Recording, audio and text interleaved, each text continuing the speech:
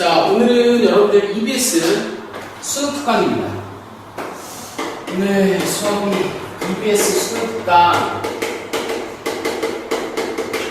A형 비문학 첫 번째 파트라고 볼 수 있습니다. 이걸 이제 오늘 우리가 수업하는데, 여러분 제가 여러분들한테 드린 자료 있죠? 이 자료를 기반으로 해서 보통 이제 우리가 이 비문학을 이해하는 거는 공부를 여러 가지 방식으로 할 수가 있습니다. 첫 번째, 배경 지식을 통해서 할 수도 있고, 그 다음에 아니면 구조를 통해서 할 수도 있고, 이런 식인데, 선생님이 수업하는 방식은 2번이라고 볼 수 있어요. 구조예요. 그러니까 내용을 모른다 하더라도 그의 구조를 통해서 문제를 충분히 풀어낼 수 있는 게 선생님이 주장하는 방식이기 때문에 여러분들 여기에 맞춰서 공부를 할 필요가 있다 이거죠. 오케이? 자, 그러면 실제 이 작품을 구조화시켜서 어떻게 문제가 나오고 어떻게 풀 수가 있는지 한번 보도록 하죠. 자, 첫 번째 페이지 한번 봅시다. 자, 첫 번째 페이지 보면 처음에 뭐가 나와있냐? 지형학은 산이나 골짜기 또는 평야 등 주로 소규모 땅의 모양을 연구하는 학문이다. 자, 첫 번째 단락은 항상 선생님이 해야 되는 거 중심 화제를 찾는 거라고 했죠. 중심 화제. 뭐에 대해서 이야기하느냐? 지형학에 대해서 이야기하는 거라고 했었어요. 아, 이 글은 뭐에 대한 글이다? 지형학에 대한 글이다. 이렇게 정리할 수 있지. 선생님과 같이 따라가면서. 자, 뒤에 보면은 특이사항이 되는 지형은 환경의 일부로서 인간 생활과 밀접한 관계가 있다. 지형학은 19세기 말부터 독립된 학문으로 나타났지만 그 기반이 확고하게 다져진 것은 10세기 초에 침식 윤회설이라 제창한 미국의 데이비스 예서였다. 침식 윤회설이라. 자, 풀이 이렇게 가는 거야. 선생님이 여러분한테 이야기했듯이 이런 이야기 한 적 있죠. 비문학은 개념이 큰 거에서 작은 걸로 들어가는 게 비문학의 공식이니까 항상 큰 거에서 작은 걸 볼 수가 있어야 되는데, 큰 형태가 지형학이라면 우리 글은 그 지형학 중에서 뭐에 대해서 다루겠다고? 공기가 뭐에 대해서 다루겠다고? 뭐에 대해서? 그렇지. 침식 윤회설에 대해서 다룬다라고 볼 수가 있겠죠. 이 글은 우리가 알아야 되는 게 지형학 가운데서 뭐다? 침식 윤회설이다 라고 이야기할 수 있죠. 자, 침식 윤회설은 지형이 유년기, 장년기, 노년기. 자, 순서 어떻게 되는가? 거기 있는 거 그대로 쓴다면 유년기에서, 그 다음 뭐가 되겠지? 그대로 가면은 장년기, 장년기 다음에 뭐가 되겠죠? 노년기, 노년기 다음에 뭐라고 나와있지? 거기 보면은 중평원으로. 오케이, 중평원으로 진화된다. 중평원으로 뭐 된다? 진화된다. 자, 이 진화라는 말도 여러분 우리가 조금 알고 있어야 되겠죠. 선생님이 색깔펜을 갖고 조금 정리하도록 하죠. 자, 진화라는 말. 자, 지금은 선생님이 여러분들 한 거는 선생님이 외부적 지식을 갖고 왔다기보다는 글 내부에 있는 그냥 정리하는 게 구조를 보기 위해서. 자, 그 다음 뒤에 갑시다. 데이비스는 침식 윤회설 중에서 온난 습윤 기후 지역에서는 주로 유수에 의해서 진행되는 침식 윤회라고 규정하고 이를 지표 진화의 기본 가설로 삼았다. 자, 여기 이제 여러분들이 모르는 말이 나와 있는데 그냥 이거야. 얘는 이런 거를 이야기하는데 얘 중에서 어느 지역을 갖고 이야기하는 거냐면 우리 책 보면 온난 습윤 지역이에요. 정리하면 돼. 자, 온난 습윤 지역이잖아. 자, 이 지역에서는 뭐에 의해서? 유수에 의해서. 자, 유수가 이제 원인이 되겠죠? 이걸로 인해서 뭐가 일어나느냐? 오늘 정리하게 되면 침식 윤회가 일어난다. 이렇게 이야기 되겠습니다. 이거 하나의 사례라고 볼 수가 있겠죠. 됐어요? 여기까지가 여러분 첫 번째 단락입니다.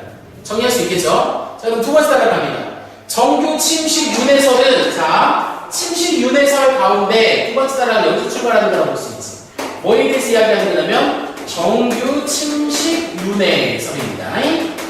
이것도 역시나 구조야, 구조. 바다 밑에서 급격히 융기한 안정 상태를 유지하는 고원상의 평평한 원지형을 지형 변화로 출발을 세운다. 이런 건데 이건 이제 근거라고 볼 수 있고, 이후 유년 단기를 이르게 되는데, 자, 여기서부터 이제 잘 봐. 주로 이거를 설명할 때 이 시기를 갖고 이야기를 한다라고 볼 수가 있겠지. 즉, 정규 침식 윤회설에서 우리 책에 보면은 유년기란 이렇게 나올 수가 있겠지. 자, 이제 이걸 보면 되겠지. 유년기란, 자, 원 지형의 하천의 침식 작용으로 골짜기가 형성되면서 새로운 지역으로 바뀌게 된다. 자, 특징이 바로 뭐냐면 골짜기가 뭐 하는 단계야? 형성되는 단계로서 새로운 뭐가 나타난다? 지형이 나타나는 시기가 유년기라고 볼 수가 있겠죠. 정리하는 겁니다. 운난수분 중에서 풍부한 강수량으로 인해서 곧 물길이 발달하며 하강 침식이 나타나자 운난수분에 해당되는 것 선생님이 노란색으로 쓰고 있죠. 이거는 지금 뭐가 나타난다? 하강 침식이 나타난다. 이렇게 정리할 수 있잖아. 정리되지? 선생님이 지금 특별하게 외부적 조건을 갖고 왔다기보다는 있는 거 내에서만 정리하는 겁니다. 정리. 그 다음 또 한번 볼까? 근데 거기 보면 이제 뭐가 나있냐? 하방이 아니고 하방이네, 하방. 이렇게. 자, 하방 침식이란, 이거에 대해서 설명이잖아, 이거에 대해서. 근데 자리가 없으니까 선생님이 위에다가 정리합시다. 하방 침식이란 하천의 측면이 아닌 바닥 쪽을 향하여 침식하는 것을 말하는데, 하방 침식이 점차 활발해지면서 사면의 경사가 30도 이상 이르러, 미수작인데, V자형 단면에 골짜기나 계곡, V자형 단면에 뭐가 생긴다? 골짜기나 계곡이 만들어지는 게 뭐라고 한다? 하방 침식이라고 한다. 또한 플러스 이 하천들은 빠르게 흐르면 폭포와 급류가 나타나 불규칙한 강의 경사를 이룬다. 자, 여기서 중요한 건 얘네들은 바로 뭐가 나타나는가? 폭포라든지 이런 게 나타나는 게 이때라고 볼 수가 있겠죠. 자, 이 기간 동안 하천에 지나지 않은 나머지 넓은 평탄한 원지형들은 물길이 발달되지 않기 때문에 곳곳에 얕은 호수와 습지들만 나타난다. 그런 하천에 지나는 원지형은 계곡이 깊어지며 확장됨에 따라 점점 좁아진다. 자, 이 정도 정리할 수 있습니다. 이건 다 언제 일어나는 거야? 유년기 때 일어나는 거라고 볼 수 있지. 그 다음 두 번째. 자, 이런 원지형이 대부분 산과 언덕이 변하면 지형은 유년기에서 장년기로 넘어간다. 장년기에, 중년기인데, 장년기에 정리하는 거예요. 자, 큰 하천은 점차 평양 상태로 가까워지며 폭포와 급류들이 점점 사라지면서 부드러운 종단 곡선을 이룬다. 얘 이제 뭐 되는가? 평평해진다 이 말이야. 평평해진다라고 볼 수가 있겠지. 자, 그래서 이때는 V자형이 나타났었는데 이때는 주로 이제 뭐가 나타난다라고 볼 수 있냐면 종단 곡선이 나타난다. 무슨 말인지 모르겠으면 써놔. 언제? 장년기에 나타나는 것들이란 말이지요. 자, 또 하천의 하방 침식은 둔화되고, 자, 하방 침식 나왔으니까 뭘로 쓰겠어? 노란색으로 쓰겠지. 왜? 이건 다 어디서 일어나는가? 온난 수분 지역에서 일어나는 거라고 볼 수 있으니까. 하방 침식은 둔화되고 그 대신 강의 양쪽 측면에 측방 침식이 이때는 이제 뭐가 생긴다? 측방 침식이 생긴다. 이렇게 또 이해하게 될 수가 있겠죠? 그렇게 봅니다. 측방 침식이 생긴다. 이로 인해 하천은 공유하기 시작하면서 강의 양쪽 기슭은 범람원 형성된다. 이때 이제 뭐가 나온다? 범람원이라는 게 이때 나오게 된다. 이렇게 정리될 수 있겠네. 범람원이라는 거. 이해가 됐나요? 자, 또한 물길이 광범위하게 분포되고 이때 원지역에 있던 호수와 습지들은 배수되어 사라지고 계곡과 계곡 사이에 넓은 평지만이 원지역에 남게 되고 비교적 날카로운 산등들이 나타난다. 그러나 5년기. 이번에 다시 이제 뭐로 넘어가는 거겠어? 5년기예요. 자, 노년기 갑시다. 산등이 둥그러질 뿐만 아니라 사면의 경사도 완만해진다. 자, 이때는 둥글고 뭐하다? 완만하다라고 볼 수가 있죠. 이렇게 나타나는 거네. 자, 그 다음에 이 시기에서는 경사진 땅이 거의 사라지고 지표의 기복이 더 작아지기 때문에 대부분의 지역의 광범위가 뭘로 바뀐다? 자, 범람원인데 잘 봐. 이렇게 되는 겁니다.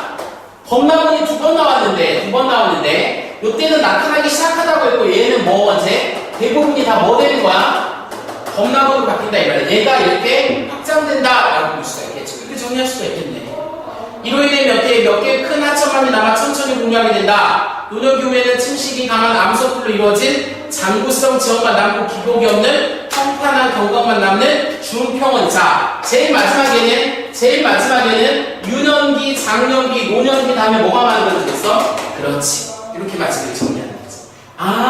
그러니까 시험에서는 뭐가 나오겠구나. 이런 부분이 출시될 수 있겠구나. 시기를 구분할 수 있겠구나. 시험에 나온다는 거죠. 정리가 필요하다는 거예요. 자, 그 다음 마지막에 이러한 침식윤회는 하나의 단순한 틀로서 침식 지역의 변화를 명료하게 설명한다는 이점이 있다. 자, 여러분 책에 보면 이렇게 순서를 쭉쭉쭉 써놨어요. 그리고 이제 마지막 단락에 보게 되면 이 세 번째 단락이 아니죠. 이제 마지막 단락이니까 하나, 둘, 셋, 넷. 자, 둘, 셋, 넷. 요 단락이지. 그래서 이 단락은 마지막 형태는 몇 번째가 되겠어? 5번째가 되겠어. 5번째. 자, 5번째는 이야기합니다. 뭐에 대해서? 똑같이 침식윤회설에 대해서 이야기하고 있죠. 침식윤회설에 대해서 이야기하고 있는데 봐봐. 어떻게 나와있냐? 단순한 틀로서 침식 지역의 변화를 명료하게 상상된다는 이점. 그러니까 뭐가 나있냐면 이점이 나와있어. 이점. 하지만 생각해야 되겠지. 지형의 발달과 관련된 각종 직접적으로 관찰하지 않고 단순 연역적 추리에 기초해서 지형 발달 과정을 일반함으로써 지형 변화를 뭐 한다고 해서 뒤에 보면은 객관적으로 분석하지 못하고 침식윤회설을 지지하는 학파들은 지형의 연대기적 기술을 지나치게 강조하고 지형학의 1차적인 목적을 현재의 지형이 형성되기까지 과정을 보고 난 데 있다고 봄으로써 지형의 분포보다는 지방운동의 내용을 중시하는 지질학 연구에 치중했다라는 뭐가 있어? 단점이 있겠지. 단점이 있다. 보이죠? 그러니까 마지막 단락은 침식윤회설의 이점과 단점이 나와있다라고 볼 수가 있죠. 그 다음 제일 마지막에 그러나 상호침이다. 현대 지형학은 2차 세계대전 이후 많은 시도를 해왔다. 이러한 변화는 자생적인 것도 있지만 침식윤회설에 대한 반발로 나타나는 것이기도 하다라고 볼 수 있어요. 침식윤회설에 대한 반발이라고 볼 수 있으니까 뭐와 관련된 거냐면 이 부분은 얘와 관련된 거라고 볼 수 있지. 뭘로 반발하는가? 부정적, 단점을 중심으로 봤기 때문에 뭐 할 수 있어? 반발할 수가 있다라고 볼 수가 있겠죠. 이렇게 정리될 수 있지. 자, 그럼 이제 우리가 문제 유형을 한번 살펴봅시다. 1번 문제. 자, 1번 문제는 뭐냐? 가, 나, 다. 이렇게 나타났죠? 보기를 보게 되면. 그렇죠? 그럼 이게 이제 심상 어디에 들어가야 되는 거냐? 어디에 들어가야 되는 거냐? 이걸 이제 우리가 찾는 거라고 볼 수가 있겠지.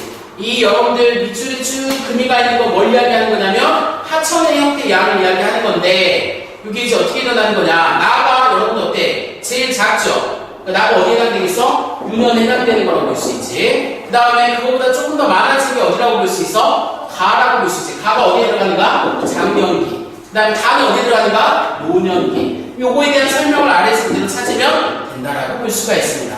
오케이? 이렇게 해서 이제 우리가 확인할 수 있는 건데, 자, 가에 해당되는 건 뭘 물어보는 거냐면 장년기지. 이때는 뭐가 일어난다고 했어? 평평해지고 존담곡선이 나타나고 침방침식으로 인해서 범람원이 나타난다 라고 볼 수가 있겠지. 지금 거기에 해당되는 것은 몇 번이게? 몇 번이게? 그게 몇 번일까? 몇 번? 이게 왜 5번이야? 야, 대부분의 범람원이 여기 있잖아. 가는 어디에 해당되는 거야? 그래, 측방침식 몇 번이야? 그래. 무슨 말인지 알지? 이게 무슨 말인지 몰라. 그렇지만 이걸 정리해 놓으면 이 시기에 이게 일어난다는 걸 확인할 수가 있다고. 그래서 문제를 풀 수 있게 되어 있다는 거지. 그래서 선생님 강조하는 게 뭐냐? 이렇게 정리하는 부분이라고 볼 수 있어. 그러니까 모든 글을 여러분들이 정리하게 되면 이 정리가 다른 말로 고치면 뭐 한다는가? 구조를 분석해 본다 라고 볼 수가 있겠죠. 좀 재밌는 문제가 2번도 있어요. 기억에 해당되는 설명으로 적절하지 않은 것은, 자, 그럼 문제가 이거야. 기억이 뭐야? 반박이지. 반박은 뭘 근간으로 하는가? 단점을 근간으로 하는 거지. 그러니까 문제를 바꾸면 어떻게 되는 거야? 단점에 해당되지 않은 것은, 이런 뜻이라고 합니다. 단점에 해당되지 않은 것은 뭘 찾으면 되겠어? 뭘 찾으면 되겠어? 이점에 해당되는 거야. 이점이 뭐라고 나있어? 보면 우리 책에 보면 이점이 뭐라고 나있어? 단순한 틀로 침식적인 변화를 뭐하게 했어? 명료하게 설명해놨다 이 말이 되겠지. 하나의 방식으로 모든 걸 다 설명해놨다 라고 볼 수가 있겠지. 그럼 거기에 해당되는 거 몇 번이 되겠어? 찾아보면 찾아보십시오.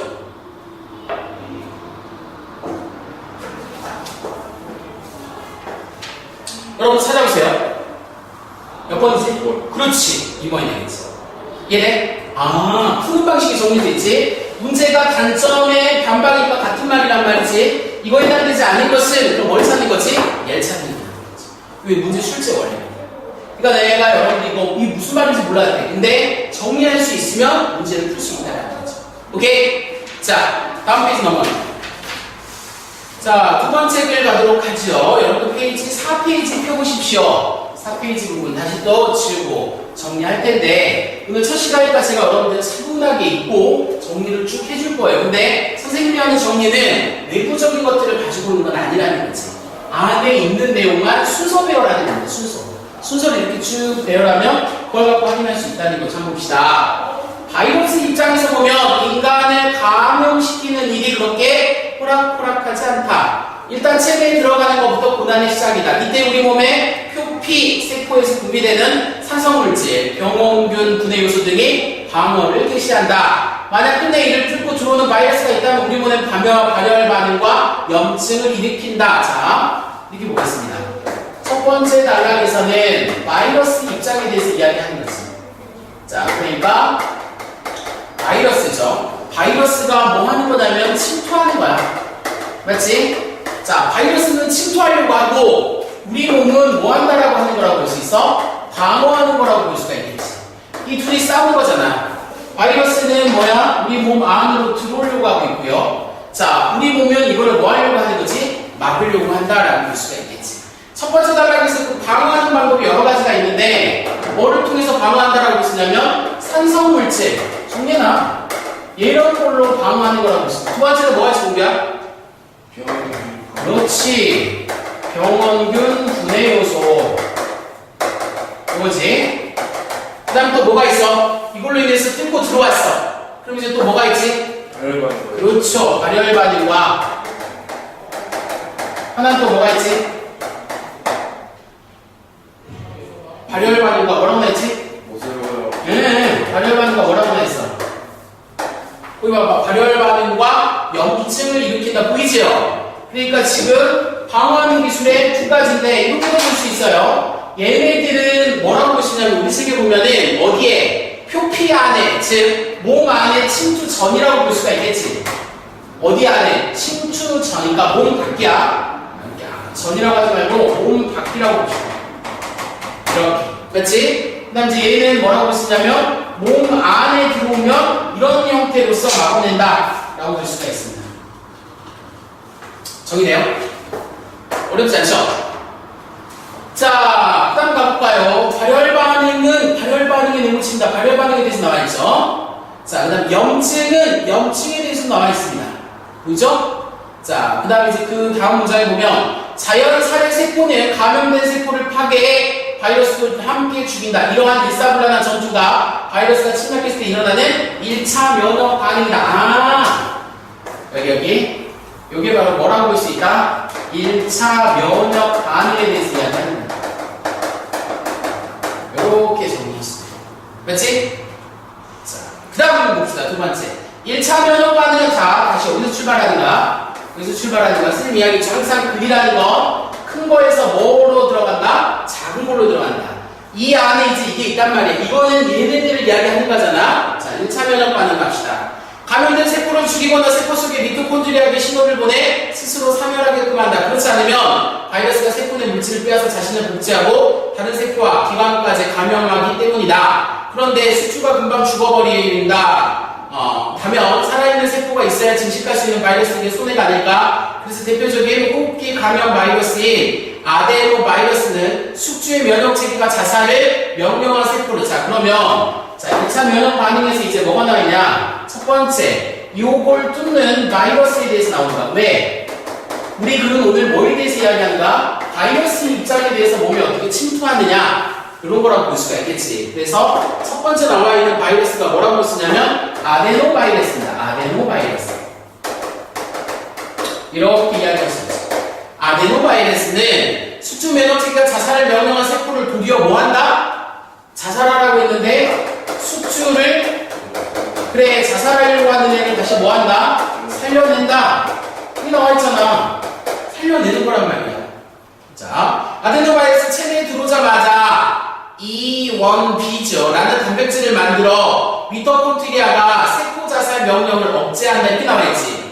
자, 그리고 감염된 세포를 최대한 오래 살려두면서 자신을 뭐한다? 복제하기 위한 노예로 사용한다. 여기 나와 있죠. 이뿐만 아니라 인유두종 바이러스는 노예화된 세포를 더욱더 악랄하게 부린다 라고 볼 수 있고, 이것은 세포 속에 있는 P53이라는 단백질을 무력화시켜 병든 세포가 무별하게 증식하는 상태, 즉 암세포를 만들어버린다, 이런 형태가 있죠. 자, 요런 거랑 비슷한 애가 거기 보면 뭐라고 나있죠? 인유두종 바이러스입니다. 인유두종 바이러스.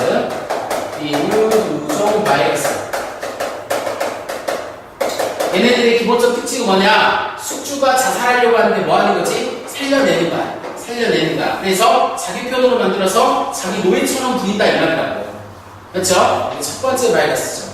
자, 바이러스가 충분히 지속되고 나면 다른 숙주를 찾는다. 바이러스에 있어서 진정한 승리란, 자, 숙주가 죽기 전에 재정비한 면역계가 다시 맹렬히 반격하기 전에 다른 숙주에게 성공적으로 옮겨가는 것이다. 예컨대, 자, 이제 뭐, 자, 잘 봐. 얘네들은 지금 뭐 하는 거라고 볼 수 있냐면, 숙주를 살려내는 애들이라고 볼 수 있어. 어떤 게? 얘네들이라고 볼 수가 있겠지.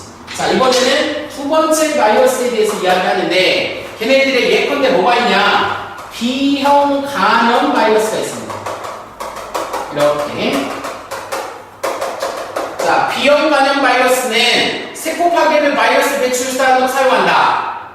이 바이러스가 만든 HBX라는 단백질은 간세포를 새롭게 만들라는 신호를 파괴하라는 신호로 바꿔버린다. 간세포가 파괴되면서 바이러스는 전신으로 퍼져나가 혈액이나 타액을 통해서 타인에게 전염된다. 얘는 지금 뭐냐면 다른 숙주로 뭐 하는 거라고 볼 수 있어? 이동하는 거야. 이동하는 거. 간을 죽이고 이제 다른 숙주로 이동하는 애란 말이야. 그래서 전염을 일으킨다 이 말이야. 또한 플러스 감기 독감을 일으키는 바이러스들은 짧은, 자, 이번에는 지금 뭐가 나와있지? 감기지, 감기. 감기 독감 뭐라고 볼 수 있어? 바이러스라고 볼 수 있지. 자, 얘네들은 짧은 잠복기와 뛰어난 전염 능력을 이용해서 숙주를 빨리 공격하고 빠르게 다른 곳으로 옮겨다니는데 뭘 쓴다? 뭘 쓴다고 하냐고 보면 게릴라 전략을 쓴다 이렇게 나와있지. 뭐가? 감기 독감 바이러스. 이 바이러스는 감염된 숙주세포 안에서 자신의 유전 정보를 복제할 때마다 이중 가닥 RNA를 만드는데, 이걸 통해서 뭐 하는 거냐면 RNA를 만든다고 했잖아요. 그렇지? 자, 이중 가닥 RNA는 정상세포에서는 절대로 있을 수 없는 물질로서 세포는 바이러스 공격을 금세 알아채고 집중포화를 뽑아놓는다. 즉, 숙주를 먼저 눕게 하기보다 기침이나 재채기 정도만으로 아프게 하여 빨리 다른 숙주로 옮겨가는 거다. 자, 얘네들의 공통점이 뭐라고 볼 수 있어? 다른 숙주로 뭐 하는 거지? 이동하는 애들이야, 얘네들. 맞지? 얘네들은 뭐야? 숙주가 죽으려고 했는데 살려내는 애들이지. 그런 게 아데노바이러스라면 B형 간염 바이러스나 감기 독감 바이러스는 다른 숙주로 이동하는 게 목적이다 라고 할 수 있겠죠. 그 다음 합니다. 그러나 이 외에도 세 번째가 나와 있겠지. 자, 이 외에도 자, 예외 경우가 있다. 예컨대 2004년에 발생된 고병원성 조류 인플루엔자 바이러스. 자, 봅시다. 고병원성 조류 인플루엔자 바이러스는 왜 이렇게 어렵냐? 이름이 너무 기네. 그렇지? 고병원성 조류 인플루엔자 바이러스처럼 그 이전에는 인류가 한 번도 만나본 적이 없는 새로운 바이러스가 침투하면 계절 독감에 불과한 바이러스지만 면역계가 과반응을 일으켜 도리어 인체에 해를 끼친다. 이러한 걸 뭐라고 한다? 사이토카인 폭풍. 자, 이러한 형태 뭐가 일어난다? 사이토카인 폭풍. 이거잖아. 이거지? 자, 이게 뭐냐? 여기 나와있잖아. 이 증상은 면역 능력이 강한 젊은 사람일수록 써진다. 만약 동그라치니다. 이게 이제 일종의 뭐냐면 고병원성 조류 인플루엔자 바이러스의 형태 사이토카인 폭풍을 설명하기 위해서 만약 얘가 나와있지. 집에 도둑이 들었다면 작은 손대를 각오하고 인기척을 내 도둑 스스로 도망가게 하는 게 상책이다. 그런데 만약 몽둥이를 들고 도둑과 싸우러 든다면 도둑은 강도로 돌변할 수 있지. 인체가 H5N1 감염되면 똑같은 일이 벌어져. 새 대신 낯선 숙주 몸에 들어온 바이러스는 과민 반응한 면역계와 죽기살기로 싸우지. 결과는 어때? 50%가 넘는 승률로 바이러스가 승리한다 이 말이야. 근데 그러나 승리의 대가는 비싸지. 왜? 숙주가 죽었단 말이야. 얘네들은 숙주를 죽이면 돼? 안 돼? 안 되지. 그래야지 몸 전체에 퍼질 수가 있는데 얘는 뭐 하는 거야? 싸워버리는 거지. 그러다 보면 이긴다 하더라도 뭐가 죽는 거지? 숙주가 죽게 되어 있다 이 말이야. 그러니까 차이가 있지. 얘네들은 뭐를 결국 싸워서 뭐 하게 되는 거야? 숙주가 뭐 하게 되는 거지? 죽어버린다 이 말이지. 차이가 이거잖아. 얘는 숙주를 살려내서 자기한테 이용하는 거잖아. 얘는 뭐야? 다른 숙주로 이동하는 애지. 얘는 뭐 하는 거야? 숙주랑 싸워가지고 숙주를 죽여버린단 말이야. 그 차이지. 그래서 숙주가 죽었기 때문에 바이러스 역시 함께 죽어야 한다. 이것이 악명에도 불구하고 조류독감 사망자 수가 400명이 넘지 않는 이유다. 왜? 숙주가 죽으니까 자기도 죽는 거야, 바이러스. 그러니까 사람한테 큰 피해를 많이 주지는 못한다. 이렇게 정리할 수가 있겠죠. 오케이? 자, 그럼 이제 문제용이 나와있지. 이걸 통해서 알 수 있는 내용이 아닌 것을 내용일치 해당되는 거라고 볼 수 있는데, 내용일치 해당되는 거라고 볼 수 있는데, 한번 풀어봤을 때 2번 한번 읽어볼래, 누구야? 2번 한번 읽어. 비형 간염 바이러스는 게릴라 전례와 사용하여 간세포를 멀리 병행함으로써 바이러스가 전신으로 퍼져나가기 쉬운 형태로 맞아요, 틀려요? 게릴라 전례. 맞아, 틀려? 아니 얘는 얘잖아. 얘가 얘잖아. 이거 맞아, 틀려? 그렇지. 답이 2번이야, 적절하지 않은 게. 비형 간염 바이러스가 아니고 감기 독감 바이러스가 게릴라 전략을 쓴다라고 할 수 있지. 그리고 봐. 내용의 일치를 물어보는 거라니까. 정리하면 할 수 있다고요. 할 수 있겠지? 그 다음, 뒤에 거 볼까? 자, 뒤에 문제 중에서 6번 문제 한번 보세요. 아데노바이러스의 세포 침입 경로의 표시로 그림을 적절한 것은 얘지. 얘는 지금 몇 번째 단락에 나와 있냐면 두 번째 단락에 나와 있겠지. 두 번째가 아니고 아데노바이러스는 그러네. 두 번째 단락에 보면 나와 있지. 자, 두 번째 단락에 부분 찾았어. 중간에 아데노바이러스는 오케이? 자, 이게 이제 과학 질문의 특징인데 특정한 단락의 내용만을 물어보는 문제가 나옵니다. 글 전체가 아니라. 그러니까 특정한 단락, 지금 우리 책의 문제는 아데노바이러스의 침투에 대해서 이야기를 하는데 한번 보자. 다시 천천히 읽어보고 정리해볼게. 아데노바이러스는 체내에 들어오자마자 뭐를 만든다고 했어? E1B지. 자, E1B라는 뭘 만들어? 단백질을 만든단 말이야. 단백질.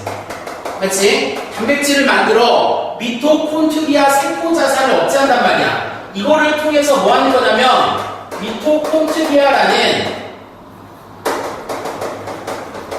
세포의 자살을 뭐 하는 거야? 억제하는 거라고 볼 수 있지. 왜? 여기 나와있잖아. 얘네들의 특징이 숙주를 죽이면 안 되니까 살려내야 되니까. 그렇죠? 자, 억제한다. 그리고 감염된 세포를 최대한 오래 살려두면서 자신을 뭐 하는 거라고 볼 수 있어? 복제하기 위한 오해로 삼는다. 이렇게 나와있지. 그럼 이제 그 그림으로 찾는다면 보겠습니다. 자, 세포가 이제 들어온다고 했을 때 세포를 죽이라는 신호가 있잖아. 그래 안 그래? 그거를 뭐를 통해서 이용한다라고 나와있어? E1B를 통해서 이용하는 거라고 볼 수 있지. 그러니까 미토콘드리아가 죽어야 되는데 죽지 않게 억제하는 거 아니야. 그거를 뭐를 통해서? E1B를 통해서 한다 이 말이라고. 보여? 그럼 몇 번이 되겠어? 찾으면 3번하고 1번하고 차이는 뭐야? 3번하고 1번의 차이는 뭐지? 교란을 하는데 교란을 하는데 뭐? 이온비랑 하고 3번은 이온비랑 그렇지. 자, 그럼 교란은 어디서 하는 거야? 뭐가 하는 거지? 뭐를 통해서 교란한다고 했어? 그렇지. 얘를 통해서 교란하는 거 아니야. 누구한테? 미토콘드리아한테 교란해야 되겠지. 그럼 3번이겠어? 1번이겠어? 그렇지. 이렇게 하는 거야. 그 차이점. 대략 이거 정리하면 풀 수가 있겠죠? 이런 식으로 있습니다. 얘네. 오늘 하는 것들. 잠깐 쉬었다가 선생님이 또 다른 부분들 뒤에 있는 거 두 타임 더하도록 하겠습니다. 자, 잠시 쉬었고요. 지금부터 이제 페이지 7페이지. 과학 엔진의 노킹 현상에 대해서 한번 더 보도록 합시다. 자, 지문을 보면 가솔린 엔진이란 공기와 가솔린의 혼합가스를 연소하기 위해서 연소실 내 상단 가운데 위치한 스파크 플러그의 불꽃을 일으켜 화염을 전체 연소실에 전파시키면서 그 혼합가스의 폭발에 의해서 아랫부분의 피스톤을 움직이고 그 피스톤의 왕복 운동을 회전 운동으로 바꾸어 동력을 얻는 기관이다. 설명이 많이 나와 있는데 첫 번째 단락은 뭐에 대해서 이야기하는 거냐면 가솔린 엔진에 대해서 이야기하는 거죠. 그렇지? 자, 가솔린 엔진의 순서가 쭉 나와 있어요. 첫 번째 보면은 거기 뭐 여러 가지인데 혼합가스를 연소해서 자, 순서 정하면 혼합가스를 연소한다라고 말이지. 정리합시다. 순서대로 봐야 돼. 이거는 화살표 문제니까. 자, 연소해서 그 다음에 이제 뭘 일으키는 거야? 스파크 플러그에서 불꽃을 일으킨다고 했지. 스파크 플러그에서 불꽃을 일으키고 이게 되지. 그 다음에 화염 전체를 연소실로 전파. 자, 요거를 이렇게 갑시다. 연소실로 전파. 이게 되는 거잖아. 자, 그 다음에 요걸로 인해서 혼합가스의 폭발력으로 아래의 피스톤을 움직여서 피스톤의 왕복 운동을 회전 운동으로 바꾸는 거야. 자, 요걸 이제 피스톤에 전달하는 건데 중요한 건 여기에서 이거지. 피스톤의 왕복 운동을 뭘로 바꾼다고 나와있지? 뭘로 바꾼다고 나와있어? 그렇지. 그렇게만 정리해주면 돼. 아, 이런 식으로. 이게 가솔린 엔진이라고 볼 수 있죠. 자, 가솔린 엔진의 성능과 연비를 향상시키는 방법 중에 노킹 제어가 있다. 자, 이 가솔린 엔진의 뭐라고? 연비와, 그 다음에 하나 더가 뭐가 나올지 거기 보면은, 자, 연비와 성능이지. 성능을 향상시키는 방법에 뭐가 있다고? 노킹 제어라는 게 있죠. 역시나 마찬가지 가솔린 엔진 중에서 뭐가 나와있겠어? 노킹 제어가 나와있겠지. 노킹이란 거기 보면 나와있지. 노킹에 대한 설명이라고 볼 수 있습니다. 자, 그 다음에 두 번째 단락도 보면 가솔린 엔진의 노킹은 여기서 출발하는 거 아니야? 여기서 출발하는 거지. 두 번째 단락은 뭐에 대해서 이야기하는 거냐면 이 가솔린 엔진에서 나오는 노킹을 갖고 이야기하는 거라고 볼 수가 있겠죠. 자, 미연소 가스에 의해서 발생한다. 뭐에 의해서? 미연소 가스에 의해서 발생한다. 청룡이잖아. 이런 식으로. 미연소란 공기와 연료의 혼합가스가 미처 연소되지 않은 상태다. 미연소가 뭔지에 대해서 나와있지. 밑줄만 쳐놓으세요. 즉, 엔진의 압축 및 폭발 과정에서 스파크 플러그의 불꽃이 점화되면 혼합가스의 불이 붙어 화염이 연소실 내에 골고루 전파되어 정상인데 화염이 전파되기 전에 스파크 플러그의 먼 반대쪽에 압축된 혼합가스가 저절로 발화됨으로써 띠리리 한다. 자, 이 부분은 구체적인 내용이 나와 있어요. 자, 선생님이 하나 공식을 가르쳐줍니다. 어떠한 현상에 대한 구체적인 내용이 있으면 그 구체적인 내용은 여러분들 우선 잊지 마세요. 왜냐하면 여기와 관련된 문제가 나왔을 때 그때 보는 게 적절하다고 볼 수 있거든요. 이거 우선 배치합시다. 그럼 세 번째 단락 봐봐. 또한 노킹 현상은 똑같이 세 번째 단락도 뭐에 대해서 이야기하는 거냐면 노킹 현상에 대해서 이야기하는 거야. 그렇지. 계속 노킹 현상이야. 두 번째도 그렇고 조기 점화해도 생긴다. 조기 점화해도 생긴다. 이거잖아. 자, 조기 점화랑 삐리리 설명이 되겠지. 얘도 역시나 구체적 내용이 있을 거 아니야. 얘도 역시나 빼자고. 그게 이제 과학기술 지문을 읽는 방법이라고 볼 수 있어요. 뭐에 대해서 이야기하는지만 알고 그것과 관련된 문제가 나왔을 때 그때 보자는 거지. 예. 자, 우리 세 번 달라고. 네 번째지. 이러한 노킹 현상은 피스톤 실린더 내에서 가장 높은 위치와 가장 낮은 위치에 있을 때 실린더 내부의 내 부피 비율인 압축비에 의해서 더 크게 영향을 받는다. 자, 똑같이 네 번째죠. 뭐냐? 노킹 현상에 대해서 이야기하는데 이번에는 이 노킹 현상에 뭐를 갖고 이야기하느냐? 첫 번째 줄을 다시 정리하면 자, 실린더의 가장 높은 위치와 가장 낮은 위치에 있을 때 실린더 내 부피 비율인 뭐에 의해서? 압축비에 의해서. 자, 뭐에 영향을 받는다? 압축비에 영향을 받는다. 이 압축비는 다른 말로 고치면 뭐라고 나와있냐? 실린더 내 부피 비율이라고 볼 수 있지. 아, 이거는 실린더 내 부피 비율. 이게 되겠지. 이 압축비에 뭐를 받는다? 영향을 받는다. 이게 나와있어. 그렇지. 자, 그러면 우리 글은 다 뭐에 대해서? 노킹 현상을 갖고 이야기하는데 뭐에 영향을 받아? 미연소 가스. 뭐에 영향? 조기 점화. 뭐에 영향? 압축비. 이렇게만 정리해놓고 뒷부분에 여러분들 배제는 거지. 왜? 관련된 문제가 나왔을 때 풀겠다는 거야.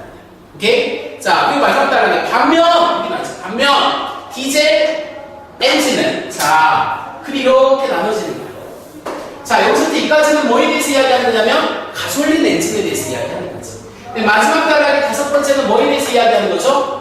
오케이, 디젤 엔진에 대해서 이야기하는 거라고 볼 수 있죠. 자, 이렇게 문제가 나오면 선생님이 항상 이야기합니다. 비교 대상이 두 가지가 이렇게 존재한단 말이지.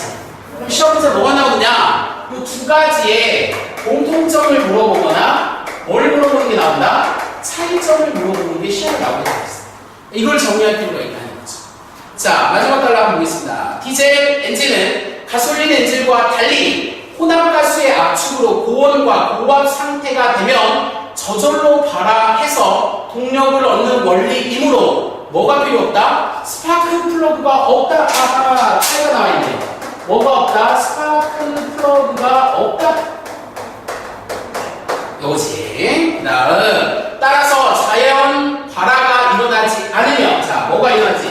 자연 발화가 일어나지 않으면, 이렇게 정리가 되겠죠. 그 다음, 자, 또 봐봐. 않으면 압력이 계속 상승할 때 고압에 의해서 소리가 나는 노킹 현상이 발생한다. 아, 얘도 뭐가 발생한다? 노킹 현상도 발생하죠. 그러면 이거는 뭐라고 볼 수 있냐면 공통점이라고 볼 수가 있고, 얘네들은 뭐에 해당되는 거야? 차이점이라고 볼 수 있죠. 또한 가솔린 엔진과 달리 압축비가 낮을 때 주로 발생한다 라고 볼 수 있으니까 또 차이점 봐봐. 얘는 압축비가 뭐 할 때? 낮을 때 발생한다 이 말이잖아. 오케이? 자, 그러면 요거 힌트 가지고 뭐 풀 수 있냐면 압축비가 나오는 건 얘지. 얘를 이야기하겠네. 그러니까 가솔린 엔진은 압축비가 낮을 때야 높을 때야? 가솔린은. 그렇지. 얘는 압축비가 뭐 할 때 나타나겠어? 높을 때 나타난다고 볼 수 있고, 얘는 뭐 할 때? 낮을 때 나타난다고 볼 수 있겠지. 이게 정보야. 이게 정보란 말이야. 답이 왔어? 자, 다음에 이 책 보면 돼. 뒤에 손 안 다치게 찍고. 자, 이렇게 하면 정리됐죠? 이거 정리됐어요? 한 글이 이렇게 딱 정리가 된단 말이에요. 그럼 문제를 보자고. 1번 봐, 7번. 7번 문제 펴보세요. 페이지 8페이지입니다. 7번은 펴면 이렇게 나와있네요. 윗글의 내용과 일치하지 않은 것은 노킹 엔진에 발생하는 금속성 소음이다. 노킹 현상을 억제하기 위해서 엔진의 성능을 향상시킬 수 있다. 디젤 엔진에서는 자연 발화가 잘 일어날 때 노킹이 발생된다. 어디 답이 나왔네? 어디 나왔지? 디젤 엔진은 거기 보면 자연 발화가 일어나 안 일어나? 안 일어나잖아. 뭐가 적절하지 않은가? 3번이잖아. 이걸로 정리한 걸로 답을 찾을 수 있다니까? 그게 바로 여러분들 7번 문제가 뭐야? 얘의 공통점과 차이점을 물어보는 문제라고 볼 수가 있겠지. 아, 이런 게 항상 문제에 나오는구나. 확인할 수가 있겠죠. 쉽죠? 자, 그 다음 뒷페이지 갑니다. 8번 문제 갈게요. 자, 윗글을 바탕으로 보기를 설명한 걸로 적절하지 않은 것은 이렇게 나왔지. 이렇게 나왔지. 이 글을 봐봐. 그래프를 보게 되면 뭐가 나와 있어? 압축비가 나와 있잖아. 그래 안 그래? 그럼 이제 어디를 보면 되냐? 여기. 어디를 보면 돼? 이때 네 번째 단락을 다시 읽으면 되는 거야. 이때 네 번째 단락을 읽고 요 문제를 풀 거야. 왜? 그 그래프는 뭐와 관련된 거니까? 압축비와 관련된 거니까 이때 푸는 거라고 볼 수가 있습니다. 그래서 연료 A가 있고 B가 있는데 차이점을 보게 되면 뭐라고 볼 수 있냐면, 자, 압축비가 6.2대까지는 똑같은데 위를 봐봐. 압축비가 6.4로 올라가게 되면 연료 A하고 연료 B가 차이가 있다 라고 볼 수가 있겠죠. 자, 그러면 이 부분은 이제 여러분들 한번 생각 같이 보고 넘어가도록 하죠. 네 번째 단락 갑니다. 자, 압축비에 대한 부분들을 설명을 한번 해볼게요. 이것은 지우고 이 부분에 해당되는 것만 한번 봅시다. 우선은 여러분들 이 부분을 내가 압축비에 관련된 문제를 설명해 줄 테니까 참고로 9번 문제 있죠. 9번 문제. 9번 문제는 뭐와 관련된 거냐면 미연소 가스에 의한 노킹 발생 위치라고 볼 수 있지. 이건 어디를 갖고 풀면 되냐면 여기야. 아, 그러니까 여기서 한 문제 나왔고 여기서 한 문제 나왔다 이 말이에요. 근데 문제가 변형되면 여기를 갖고 낼 수도 있다라는 거지. 그러니까 이제 그때 찾아서 읽으면 되는 거지. 그러니까 여러분들 문제 중에 9번 문제를 찾을 때는 두 번째 단락을 그때 읽어야 돼. 오케이? 8번 문제를 풀 때는 네 번째 단락을 보면 된다 이 말이야.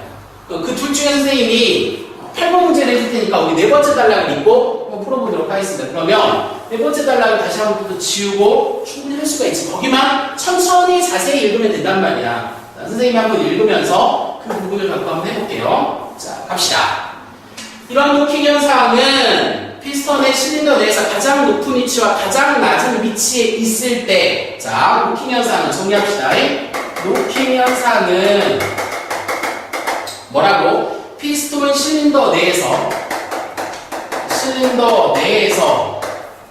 가장 높은 위치라고 볼 수 있지. 그 다음에 가장 낮은 위치. 이렇게 이야기될 수 있네. 이렇게. 자, 있을 때 실린더 내부의 비율인 압축비에 의해서 크게 영향을 받는다. 여기에서 뭐가 발생되냐면 압축비가 발생된다 이 말이죠. 자, 이제 이걸 갖고 한번 해봅시다. 읽어보죠. 엔진의 압축비를 점차 증가시켜 나가는 자, 엔진의 압축비를 증가해 나가면, 이렇게 정리할 수 있지. 증가해 나가면 통상 엔진의 성능을 나타내주는 평균 유효 압력은 증가한다. 이걸로 인해서 평균 유효 압력은 뭐하다? 증가한다. 여기 갈 수 있지. 이렇게. 자, 이때 평균 유효 압력이 최대가 되는 압축비를 최고 효율 압축비. 자, 이게 최대가 되는 걸 뭐라고 한다고? 최고 효율 압축비. 맞나? 여기 나와 있는 걸 이야기한다면 최고 유효 압축비라고 합시다. 이렇게 정리합시다. 자, 압축비라고 한다. 최고 유효 압축비 이상으로 압축비를 높게 하면 노킹 현상이 발생되면서 엔진의 성력이 떨어지자 이거야. 최고 지점을 넘어서게 되면, 맞지? 최고 지점을 넘어서게 되면 뭐가 발생된다? 노킹 현상이 발생이 된다 이 말이야. 맞지? 그걸로 인해서 엔진의 성능이 높아진다, 낮아진다? 낮아진다 이 말이지. 낮아진다. 거기 나와있지? 자, 떨어지게 된다. 가솔린 엔진 노킹은 연료에 따라 달라질 수 있다. 즉, 노킹 발생의 정도를 나타내는 연료의 특성을 뭐라고 한다? 옥탄가. 자, 요게 노킹 발생에 해당되는 요 기준, 즉 이거야. 최고 유효비는 뭐가 다르냐? 우리 책에 보면 연료의 종류에 따라서 차이가 있는데 이거를 뭘로써 기준으로 하느냐? 여러분 책에 보면 옥탄가를 기준으로 한다 이 말이지. 이렇게 되는 거라고 볼 수가 있겠지. 즉 압축비가 증가하더라도 옥탄가가 높으면 노킹이 발생되지 않는다. 압축비가 높더라니까 얘가 높아야지 좋은 거지. 그래야지 뭐가 일어나지 않아? 노킹 현상이 발생되지 않아. 그래야지 엔진의 성능을 높일 수가 있다 이 말이야. 그러니까 좋은 건 뭐야? 옥탄가가 뭐 하는 게 좋은 거야? 높은 게 좋은 거다. 이렇게 볼 수 있죠. 그럼 그래프를 갖고 여러분들 적용을 하면은 봅시다. 자, 최고 유효 압력이라고 볼 수가 있습니다. 그래프가 이렇게 나와 있어요. 여러분들 그래프를 보게 되면 그래프가 A는 이렇게 나와 있고요. B는 이렇게 나와 있어요. 보이지? 자, 그러면 중요한 게 여기야. 여기 보이지? 여기 보이지? 이게 바로 뭘 이야기하는 거냐면 최고 유효 압축비를 이야기하는 거야. 이때가 딱 좋은 거지. 이 떨어지게 되면 이제 뭐 하게 되는 거야? 노킹 현상이 발생돼서 엔진의 상태가 안 좋아지는 거라고 볼 수가 있겠지. 그렇게 따진다면 이게 지금 연료 A고 연료 B라고 볼 수 있다면 자, 이걸 갖고 설명할 수가 있겠지. A하고 B 중에서 옥탄가가 높은 건 A일까요? B일까요? 옥탄가가 높은 건 그렇지, A지. 그러니까 얘가 더 높이 올라갈 수가 있다 이 말이 되겠지. 그렇게만 풀면 돼. 1번에 연료 P 옥탄가가 연료 A 옥탄가보다 높다. 뭐가 더 높다고 했지? A. 엄청 쉽지? 아, 이때 이거를 정리해서 풀면 이 문제를 맞출 수가 있다 이 말이겠지. 이해돼? 어떤 식으로 풀지 알겠습니까? 아, 과학기술 지문은 무작정 있는 게 아니라는 거야. 필요한 부분을 읽고 문제를 풀 때 필요한 부분을 다시 정리하면서 하는 거라는 거지. 근데 지금 노킹 현상 뭐 이러한 말들 이런 게 무슨 뜻인지 몰라도 된다 이거지. 관계를 파악하는 게 선생님이 수업하는 핵심이라고 볼 수 있다 이거지. 그러니까 이걸 연습해야 돼요 여러분들. 그래야지 자유자재로 문제를 풀어낼 수가 있다는 거지. 그러니까 오로지 글의 구조입니다. 글의 구조를 보면은 뭐 할 수 있다? 문제를 풀 수 있다는 게 선생님이 여러분들한테 강조하는 핵심이라고 볼 수가 있다는 거예요. 오케이? 자, 그 다음 뒷페이지 하나 더 합시다. 자, 이번에 이제 뭐가 나왔냐면 돌턴의 원자로이라는 게 나와 있습니다. 자, 돌턴의 원자로 이것도 한번 보도록 하죠. 동결하네? 답이 어때? 이렇게 와도 잘 모르겠지? 앞에 부분은 동영상으로 한번 홈페이지에 올라갑니다. 그래서 이거 지금 다 찍는 건데 찍는 건 여러분들이 다 볼 수 있고 집에는 여러분들도 이 부분은 차곡차곡 해봐야 돼. 이게 여러분들 아주 중요한 수능 문제 풀 때 여러분들 점수를 높일 수 있는 그런 구조라고 볼 수 있습니다. 자, 페이지 10페이지입니다. 자, 돌턴의 원자론에 대해서 이야기합니다. 원자론을 담은 화학 철학의 새로운 체계라는 책을 출간했다. 원자론을 담은 화학 철학의 새로운 체계라는 책을 출간했어. 유명해진 돌턴은 원래 화학자가 아니고 대기 성질을 연구해왔던 기상학자였다. 당시 화학자들이 물질의 성질을 규명하기 위해서 화합물 속에 있는 각 원소들의 조성 비를 구하는데 주로 관심이 있었던 반면, 자, 우리 셋은 지금 누가 중요한 거냐면 돌턴이 중요한 거야. 맞지? 근데 재밌는 건 이 돌턴은 원래 뭐가 아니었다고 나와있지? 화학자가 아니었다라는 거지. 얘는 원래 뭐였다라는 거야? 기상학자였대. 맞지? 그럼 얘와 상관되는 당시에 누가 있어? 화학자들이 있다 이 말이지. 그래 안 그래? 당시에 화학자들은 뭐에 관심이 있었다 라고 볼 수 있냐면 화합물 속에 있는 각 원소들의 조성비를 구하는 데, 즉 화합물 속에 있는 뭐를 구하는데 원소들의 조성비야. 얘네들이 관심 있는 거 원소의 조성비에 관심을 두었다. 이게 당시 화학자들이라고 볼 수가 있겠죠. 반면 돌턴은 반면 세보셔야 돼. 돌턴은 물질마다 서로 다른 용해도의 차이를 규명하는데 관심이 있었다. 얘는 물질마다 서로 다른 뭐에 대해서? 용해도. 이거지. 그러니까 얘네들은 뭐? 원소의 조성비. 얘네들은 서로 다른 용해도에 대해서 이야기하는 거야. 물질마다 서로 다른 뭐에 대해서? 용해도에 대해서 관심을 미쳤다. 자, 그는 이 문제를 해결하기 위해서 원자 모형을 설정하였는데 이에 따르면 모든 물질은 더 이상 나눌 수 없는 궁극의 입자로 되어 있으며 같은 원소의 원자는 모두 같은 특성을 가진다. 자, 여기서 이제 얘의 전제가 나와 있어요. 얘 이론의 전제가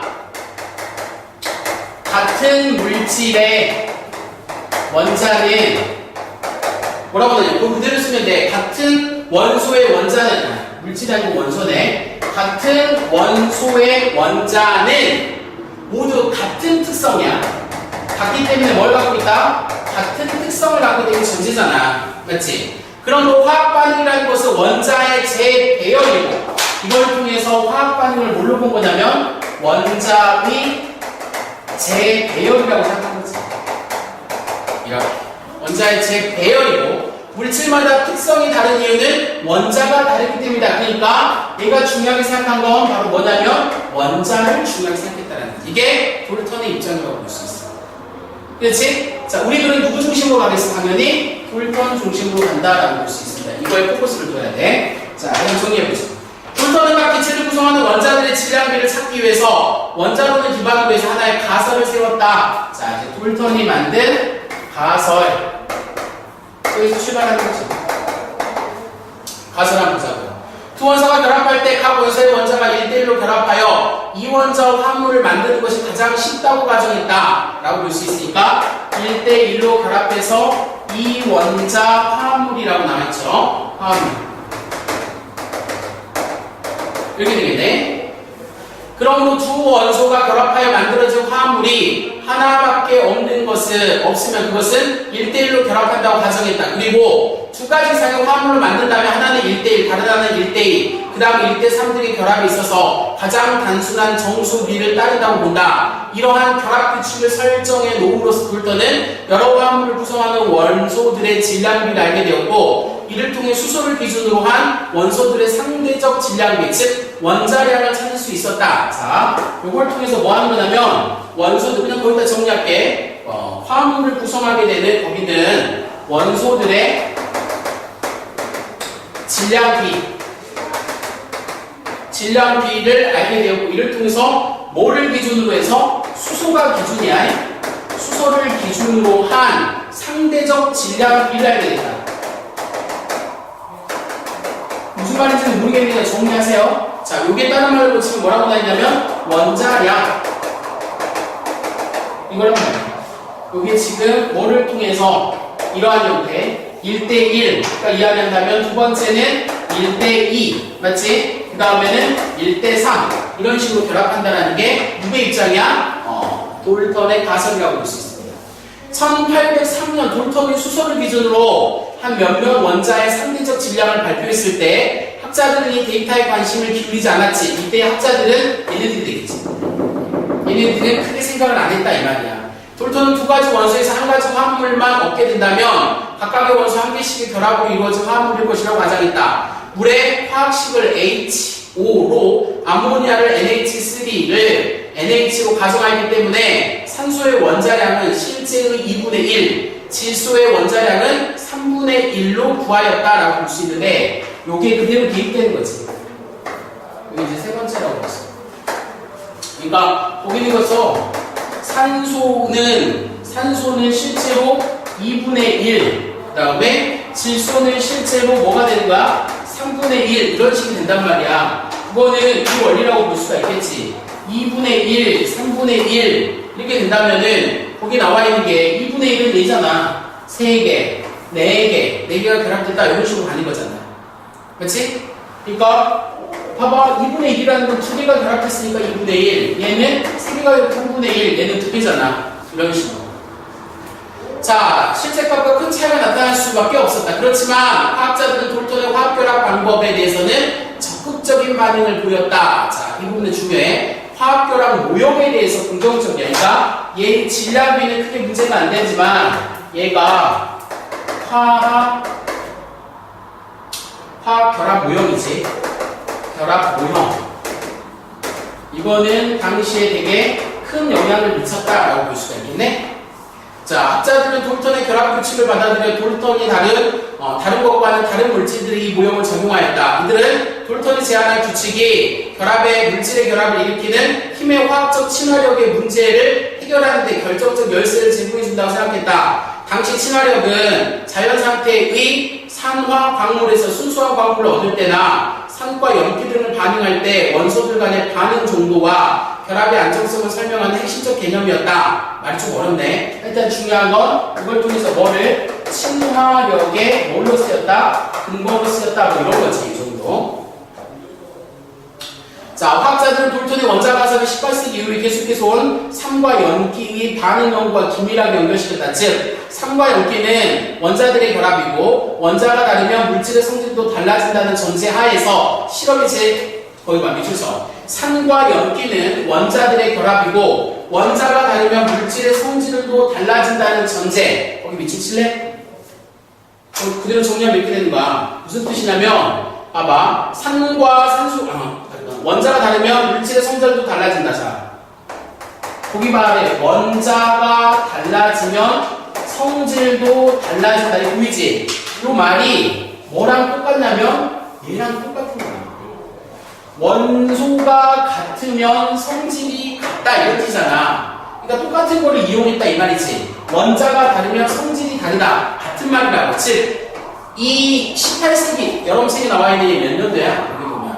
이 이후의 화학자들은 누구의? 돌턴의 전제를 그대로 받아왔다라고 볼 수가 있겠죠.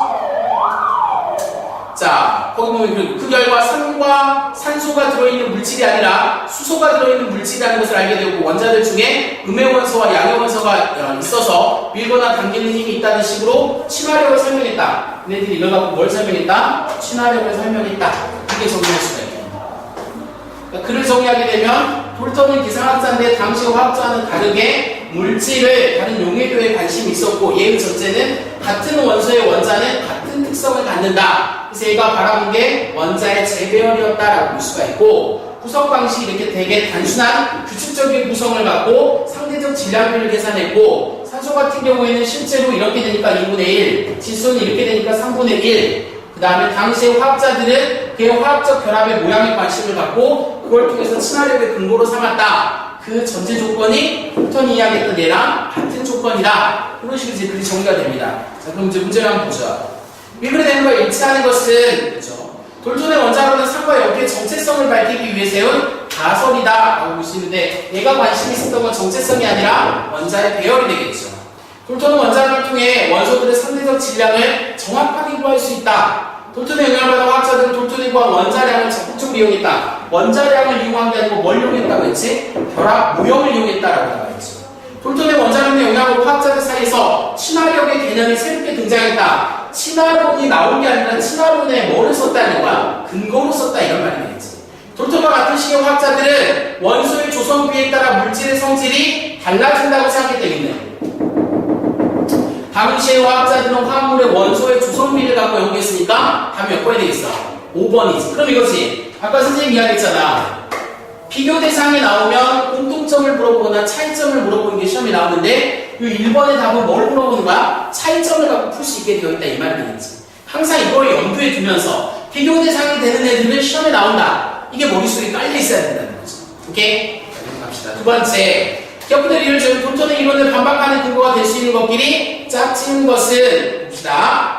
보면은 얼음물 수증기는 모두 수소와 산소의 질량비는 1.8로 일정했다. 그 다음에 자 1.8로 일정했다. 이거는 뭐야? 일정하다라는 건 얘를 반박하는 게 아니고 얘와 같은 거라고 볼 수가 있겠죠. 자연계에서는 같은 탄소라도 질량수가 서로 다른 원소들이 존재한다. 봐봐. 같은 탄소인데 다르다라는 거 뭐가 어긋난 거야? 전제가 어긋나는 거니까 반박할 수가 있겠지. 그래서 니은은 거기에 해당되는 거라고 볼 수 있고, 화학 반응이 일어나기 전에 물질들의 질량과 반응 후에 생성된 질량은 같았다라는 건 얘의 이론을 강화하는 거라고 볼 수 있고, 수소와 산소의 반응에서 물로 만들 때 부피비는 2대 1대 2로 수소 2개와 산소 1개로 2개의 물을 만드는 것과 같았다라고 볼 수 있는데, 이거는 뭐라고 볼 수 있냐면 얘의 공식에서 어긋나는 거라고 볼 수가 있겠지. 개수대로 그대로 가는 거지. 얘는 지금 어떻게 돼? 2대 1대 2니까 얘는 1대 1이나 1대 2나 1대 3 순차적으로 간다라고 볼 수가 있었지. 거기서 어긋나는 거라고 볼 수 있으니까 우리도 적절하지 않은 거라고 볼 수 있어서 답이 몇 번이 되겠어? 4번이 된다라고 볼 수가 있겠죠. 그 다음에 12번 문제도 한번 풀어볼까요? 산소와 질소가 이루어진 ABC 화물의 질량비. 자, 질량비는 뭘 이야기하는 거냐면 얘가 다시 정리를 해서 봅시다. 순차적으로 뭘 물어보는 유형인지 우선 읽어야 되는 단락은 확실히 몇 번째 단락이 되겠어? 두 번째 단락이 되겠지. 두 번째 단락이 됐는데, 자, 이런 식으로 한번 볼까요? 산소의 질량비, 그 다음에 질소의 질량, 이런 식으로 나왔네. 여기도 질량이 되겠죠. 자, 보면은 숫자가 7, 14 이게 나왔지. 그 다음에 8, 16 이런 식으로 가는 거라고 볼 수 있지. 그래서 점점점점이 만나는 기준 이렇게 가고, 점점점점이 만나는 기준 이렇게 간다고 했을 때 정리를 한번 해볼게요. 자, 우선은 얘는 어떤 식으로 가야 되냐면 이렇게 가는 게 A라고 볼 수가 있고, 얘는 이렇게 가는 게 B 이렇게 볼 수 있고, 얘는 이렇게 가는 게 C라고 볼 수 있으면 우리가 확인할 수 있는 게 있잖아. 확인할 수 있는 게. 자, A 같은 경우에는 계산하면 되겠네. 자, A를 여기다가 써볼까요? A는 질소가 몇일 때, 자, 여기를 질소라고 하고 얘를 뭐라고 하냐면 산소라고 봅시다. 맞지? 질소가 몇일 때? 14일 때. 산소는 몇이지? 8. 이런 식으로. 그 다음에 B는 이게 되겠지. 자, B를 보게 되면 여기를 볼 수도 있고 여기를 볼 수도 있지. 자, B를 보게 되면 예를 들어서 질소가 7이면 뭐가 되는 거야? B는 산소는 8이 되겠지. 그 다음에 질소가 뭐일 때? 14일 때는 16 이렇게 갈 수가 있겠지. 그 다음에 C를 보게 되면 C는 질소가 뭐일 때? 7일 때 얘는 뭐가 되는 거야? 16 이런 식으로 이야기 된단 말이야. 이게 이제 우리 지금 보면은 질량비라고 볼 수가 있거든. 자, 질량비인데 이 질량비에 대한 이해를 한다면 두 번째 단락을 다시 한번 봐야 되겠지. 두 번째 단락 한번 봐봐. 자, 거기 보면은 두 번째 줄에 봐봐. 두 원소가 결합할 때 각 원소의 원자가 1대1로 결합하여 이 원자 화합물을 만드는 게 가장 쉬워. 그럼 그 두 원소가 결합하여 만들어진 화합물이 하나밖에 없으면 그것은 1대1 결합으로 가정한다. 그리고 두 가지 이상의 화합물이 만든다면 하나는 1대1, 다른 하나는 1대2 이렇게 되는 거고, 그 다음은 1대3 등으로 결합이 있어서 가장 단순한 정수비로 봤다. 이러한 결합 규칙을 설정해 놓음으로써 돌턴은 여러 화합물을 구성하는 원소들의 질량비를 알게 되었고, 이를 통해 통해서 수소를 기준으로 해서 상대적 질량 B라는 걸 계산하게 되었는데 우리 그래프는 지금 이걸 통해서 뭘 물어보는 거냐면 상대적 질량 B를 물어보는 거예요. 이렇게 보는 거라고 문제 유형 자체가. 자, 그러면 거기 나와 있는 걸로 해서 가장 적절한 걸 물어본단 말이에요. 지금 현재 몇 개가 결합됐지? 몇 개가? 몇 개가? 산소와 질소 두 개의 뭐로 결합된 거야? 원자로 결합됐잖아. 맞지? 그렇게 본다고 했을 때 지금 풀어낼 수 있는 문제의 핵심이 뭐냐? 이거잖아. 근데 우리 책에 보게 되면 두 가지 이상의 화합물을 만든다면 어떻게 되겠어? 두 가지 이상의 화합물을 만든다면 이게 지금 두 가지 이상의 화합물을 만든다면 하나는 뭐 한다고 했어? 1대1 이렇게 해놨지. 그 다음에 다른 하나는 1대2 그 다음에 다른 하나는 1대3 이런 식으로 이제 결합을 한다 이 말이라고. 맞지? 그게 얘가 핵심이라고 볼 수 있는데 이 단서를 봤을 때 그램으로 계산을 하게 되면 질소가 7g일 때 산소 B는 몇 g이 되는가? 8g이 되고 맞지? 질소가 7g일 때 그 다음에 C는 뭐야? 16이라고 볼 수가 있겠지. 보여? 좀 잘 봐봐. 얘랑 얘를 비율로 한다는 거지. 이렇게. 그래 안 그래? 얘가 결합될 때 얘가 결합될 때 이게 1대1이라고 본다면 얘는 지금 뭐 하는 거야? 얘랑 차이가 2배라고 볼 수가 있겠지. 그러니까 얘는 뭐가 되겠지? 1대2가 되고 얘는 뭐가 되겠지? 1대1 이렇게 풀어야 되겠지. 이런 식으로. 이런 식으로. 이런 식으로 풀어야 되겠지. 그러니까 산소의 질량 B를 본다면 뭐가 되겠어? B와 C의 산소, 그러니까 질소에 결합하는 산소의 질량 B가 1대2 이런 식으로 가는 거라고 볼 수 있겠지. 그래서 여러분들 본다면 2번이 적절한 구조로 볼 수가 있겠네. 왜냐면 얘를 기준 얘는 고정시켜 놓는가 비교 대상을 세워놓은 거라고 볼 수 있습니다. 맞지? 그럼 반대로 얘는 어떻게 되겠어? 얘네들 한번 볼까? 얘는 얘를 고정했잖아. 그래 안 그래? 얘랑 얘 사이를 본다면 요 부분을 본다면 얘랑도 역시나 마찬가지 뭐가 되겠어? 1대2 구조가 만들어지는 거지. 그러니까 요렇게 묶이고 그 다음에 어떻게 묶이는 거냐면 요렇게 묶일 수가 있다라고 볼 수가 있지. 오케이? 두 가지. 그러니까 요 B는 두 가지를 갖고 비교할 수 있는 부분을 확인할 수 있느냐 없느냐를 물어보는 유형이라고 볼 수가 있고. 그래서 여러분들 답이 2번으로 설정된다고 볼 수가 있겠어. 오케이? 자, 오늘 여기까지 여러분들 쭉 하는데 오늘 수업의 핵심은 뭐냐면 비문학을 공부할 때 내용을 여러분들이 이해하는 게 아니고 뭐 하는 거라고 했어요? 구조를 정리하는 게 포인트라고 했지. 그러니까 이 구조 정리를 얼마나 여러분들이 자유자재로 할 수가 있느냐, 그걸 통해서 여러분들이 배경 지식이 전혀 없다 하더라도 문제를 풀어낼 수가 있단 말이야.